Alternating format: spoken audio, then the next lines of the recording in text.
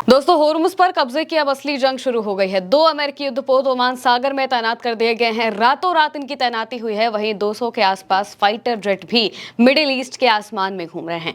जंग का दायरा बढ़ता जा रहा है। इजराइल के साथ मिलकर अमेरिका ईरान पर हमले की प्लानिंग कर रहा है और इस बीच सबसे बड़ी खबर यही है कि इजराइल और अमेरिका दोनों के फाइटर जेट्स लगातार एक्टिविटी करते हुए दिखाई दिए हैं। होर्मुज लेटर के हवाले से ये खबर है जिसमें बताया गया है कि इजराइल के ऊपर इजरायली वायुसेना के जेट विमानों की भारी हलचल देखी गई है। शुरुआती खबरों के मुताबिक ये जेट ईरान की ओर पूर्व दिशा में जा रहे हैं, यानी कि ये ईरान का जायजा लेने, ईरान में क्या कुछ चल रहा है सबकी रिपोर्ट तैयार करने और अमेरिका को देने के लिए जा रहे हैं। ये इजराइल के जेट हैं। इसके अलावा अमेरिका के भी कई अलग अलग तरीके के विमान, जासूसी वाले विमान, तेल भरने वाले टैंकर और फाइटर जेट्स, ये सब दिखाई दिए हैं। होर्मुज रिपोर्ट के हवाले से लिखा है, पिछले 24 घंटों में होर्मुज स्ट्रेट के ऊपर हाल के महीनों में अमेरिका की ओर से सबसे बड़े हवाई डिप्लॉयमेंट, जिसमें कई अवॉक्स, दर्जनों पेगासस और स्ट्रैटो टैंकर, MQ-9 ड्रोन और फाइटर जेट शामिल थे। इसके बावजूद अमेरिका समर्थित ओमान कॉरिडोर पर लगभग कोई कमर्शियल ट्रैफिक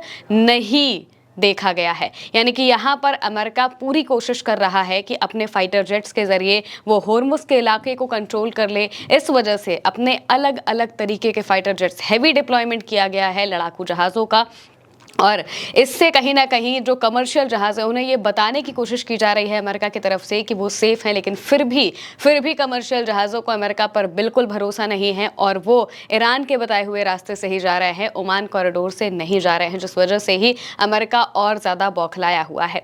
इसके अलावा अमेरिका अपने युद्धपोत भी तैनात करने लगा है। पहले हमने आपको बताया था कि अमेरिका ने अपना USS अब्राहम लिंकन ओमान की खाड़ी में तैनात किया है, लेकिन अब खबर सामने आई है कि सिर्फ USS अब्राहम लिंकन ही नहीं बल्कि जॉर्ज H.W. बुश, अमेरिका का जो युद्धपोत है, इसे भी इसी ओमान की खाड़ी में तैनात किया गया है। ईरान के बिल्कुल सामने तैनात किया गया है।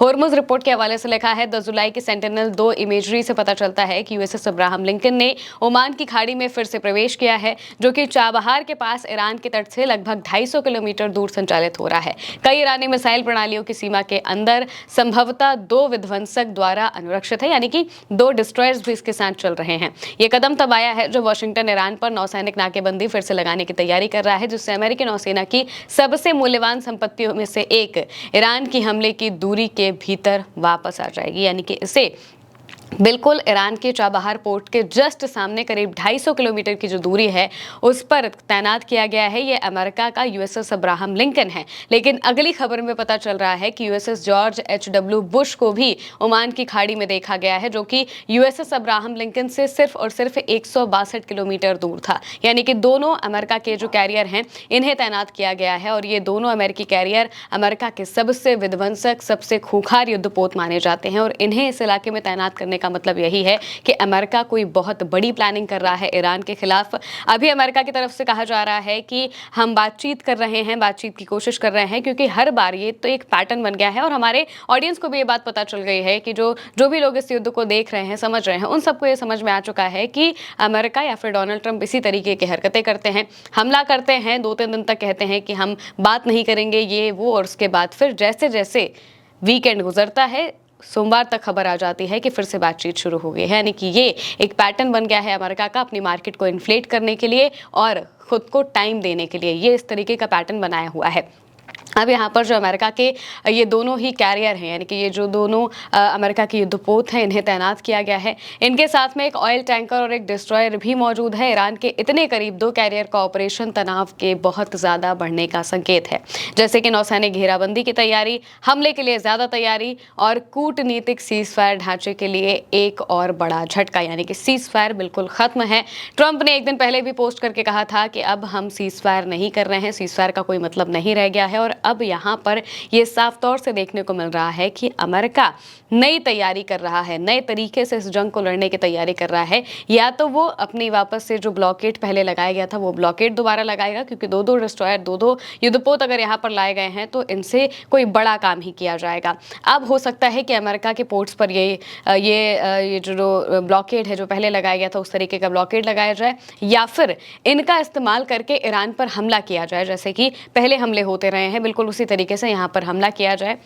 बड़ी तैयारी करने के लिए यहाँ पर सारी चीज़ें हो रही हैं और अमेरिका होर्मुज़ के इलाके में कई सारे अपने जो लड़ाकू विमान हैं उन्हें भी उड़ा रहा है और उन्हें उड़ाकर ये दिखाने की कोशिश कर रहा है। कहीं ना कहीं ईरान पर यह दबाव बनाने की कोशिश कर रहा है कि उसे घेरा जा रहा है, एक तरफ तो पानी की तरफ से, दूसरी तरफ हवा की तरफ से और तीसरी तरफ इजराइल की तरफ से। इजराइल हरे झंडी का इंतजार कर रहा है अमेरिका की तरफ से ताकि वो ईरान पर हमला कर सके। जो नेतन्याहू है वो अपनी राजनीति बचाना चाहते हैं और इसके लिए उन्हें एक बड़ी जीत की जरूरत होगी और उन्हें लगता है कि वो ईरान से जीत जाएंगे। इस वजह से वो चाहते हैं कि वो वापस से ईरान पर हमला शुरू कर दे जिससे कि उनके आने वाले चुनाव में नंबर बढ़ जाए, लेकिन ऐसा होता हुआ कहीं से भी दिखाई नहीं दे रहा है। अमेरिका ने अभी तक इजराइल को हरी झंडी नहीं दी है, लेकिन इजराइल ने फिर भी कहीं ना कहीं पर्दे के पीछे रहकर एक दो विस्फोट ईरान में किए हैं, हमले किए हैं और अब यहाँ पर ईरान ने साफ तौर से कहा है कि कहीं से भी हमें भनक पड़ी कि इजराइल हमला करने वाला है तो हम उसके हमला करने से पहले ही हमला कर देंगे, प्रीएम्प्टिव स्ट्राइक कर देंगे और फिर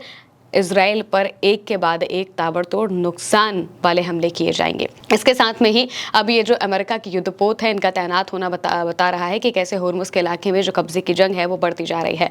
अमेरिका चाहता है कि ये होर्मुज़ का इलाका पूरी तरह से ईरान के कंट्रोल से बाहर हो जाए, लेकिन ईरान ने बताया हुआ है कि ये इलाका सिर्फ और सिर्फ हमारे कंट्रोल में रहेगा, हम ही इसकी देखरेख करेंगे, हम ही इसे सारी चीज़ों से दूर रखेंगे। और यहाँ पर अमेरिका चाहता है कि ये इलाका पूरी तरह से ईरान के कंट्रोल से बाहर हो जाए और फ्री में यहाँ पर जितने भी जहाज है वो आ पाए या फिर अमेरिका की निगरानी में आ पाए। इस वजह से अमेरिका ने ओमान वाला कॉरिडोर बनाया है। एक रास्ता IRGC वाला है जो कि होर्मुज़ का जो आइलैंड है, आइलैंड के पीछे से जाता है। दूसरा रास्ता ओमान कॉरिडोर वाला है जो कि ओमान के पानी की तरफ से जाता है। अमेरिका सोच रहा है कि वो कमर्शियल जहाज़ों को यहाँ से निकाल लेगा, लेकिन ईरान ऐसा करने नहीं दे रहा है। ईरान उन जहाज़ों पर हमला कर दे रहा है, जिस वजह से ही इतनी सारी हरकतों के बावजूद, इतने सारे युद्धपोत, इतने सारे जो फाइटर जेट्स हैं इन्हें तैनात करने के बावजूद जो अमेरिका है, अमेरिका के बनाए गए रास्ते पर जो ये देश हैं ये चलने को तैयार नहीं है, कमर्शियल जहाज़ जाने को तैयार नहीं है, वो ईरान के बताए हुए रास्ते से ही जा रहे हैं, जिस वजह से ही अमेरिका और ज़्यादा बौखलाया हुआ है। और अब